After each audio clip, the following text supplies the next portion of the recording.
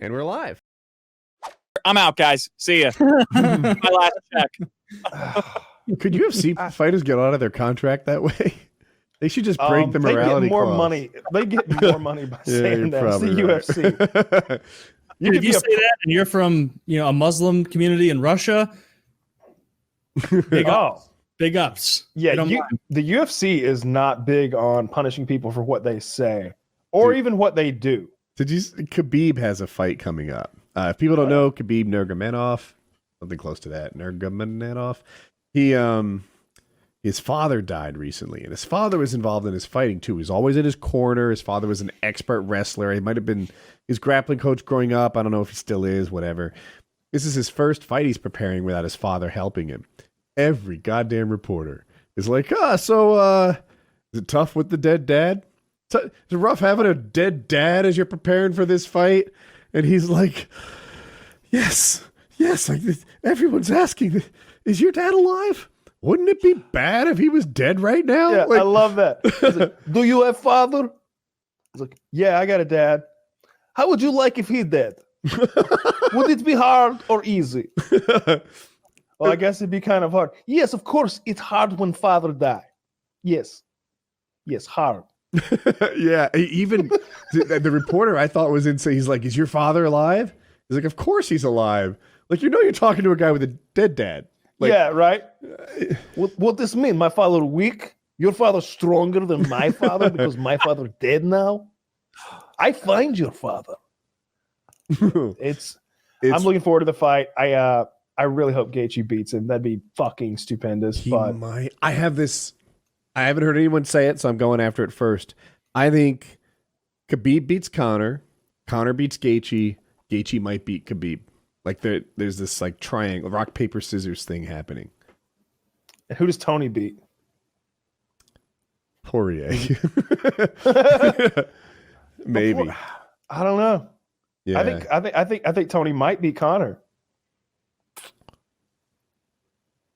Yeah, hard to call. I don't know if Conor can knock him the fuck out because Gaethje couldn't knock him the fuck out. But he always gets almost knocked out. And wait, didn't they stop the fight? They stopped the fight, but Tony was very upset about that because his face was still on his skull, and that meant he could still fight. And he had a second fight later that night that he wasn't ready to get to yet with the space aliens that live in his wall. I don't know what Conor has. This guy Tony Ferguson is literally like I don't know what the medical term is, but he's literally insane, like not stable. At one point, he thought there were voices in his wall, and he was tearing the walls of his home apart. And he told his wife that there was about to be an apocalypse and the world was going to flood again, like Noah's Ark style. And she was like, Tony, that shit's not about to happen. He's like, just believe me. And she's like, all right, here's what we're going to do. Pack the bags, pack the kids. We'll go on the desert like you want. But on Tuesday, if the world hasn't ended, we got to come back here and we got to start getting a grip on things, all right? Wow. So they literally did. They went to the desert. Tuesday came. They went back home, and he was like, maybe it's next month. I don't know. They're coming, though. And he kidnapped his own son, like snatched him up, ran off into the darkness. The wife is jumped a fence while carrying the son. Very impressive. Athletic feat. He jumped a fence while carrying a little fella. He's literally a crazy person, and he's a UFC fighter, one of the best in the world. Cool. Yeah. Well, but I can't wait to see what he hallucinates next. What an exciting fighter. Well, hopefully he hallucinates that he's going to win his next fight. I want to see him fight again. He's always fun to watch fight. He does all this crazy. He trains himself, and it's bizarre. He's what Diego Sanchez thinks he is. Like he's doing all this capoeira, like Brazilian dance fighting. He's kicking metal poles to kill the nerves in his. My favorite is when he ties a couple bungee cords on himself, just like runs from the wall, and then he goes back, and then he runs forward again. Like, you ever see those like gym fail videos of people in the gym like doing stupid shit with like the pulleys and stuff? He does that, but unironically as a world champion professional athlete. It's great. He's great. I love him. As far as Conor goes, who can he beat? What does Conor have anymore? Like, so we saw Conor fight Khabib. and it was a good fight. He lost all but one round, I think, before they stopped it. Yeah, it's the only round Khabib's lost, and it's may be the best takedown defense that anyone's had against Khabib. So Khabib had a dominant at all anymore. Right, that's where I was headed. So Khabib had a dominant fight against him, but at least they belong in the same ring, right? But that was like 3 years ago. Since then, he beat the ghost of Cowboy, and that's it, right? Like that's so. If Conor fights in 2020, we haven't seen Conor. What's that? Like, does he have an incentive to fight? Like, he's got more money than anyone. He says he wants to. He says he wants to fight Pacquiao for $100 million, or he wants like 50 years old, 32. You think? Pacquiao. Oh, I'm sorry. I was doing Conor. But he doesn't care how old the guy is. Right now they're discussing him fighting a UFC fighter in the UFC, or perhaps in a boxing ring for charity in Dublin.